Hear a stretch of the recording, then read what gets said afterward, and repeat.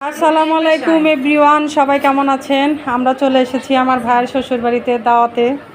এই যে দেখেন অলরেডি সবাই এসে গেছি।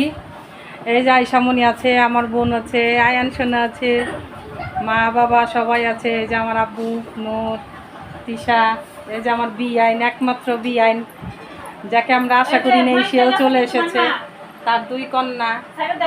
যাই হোক, আমরা সবাই আছি, আমাদের জন্য দোয়া করবেন। এই যে দেখেন আমার মামা খাদিমদারি করছে সবার জন্য। যাই হোক, আরও গেস্ট আসা বাকি আছে, এখন একজন একজন করে খেতে দেওয়া হচ্ছে।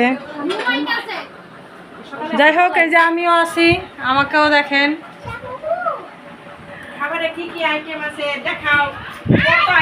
আমার মামির হাতের ভর্তা তো খুবই অসাধারণ হয়।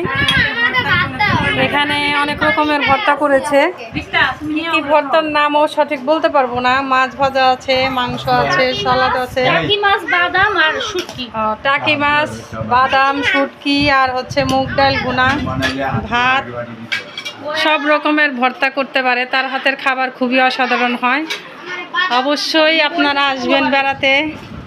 ভালো থাকবেন, আমাদের জন্য দোয়া করবেন। আল্লাহ হাফেজ, আসসালামু আলাইকুম।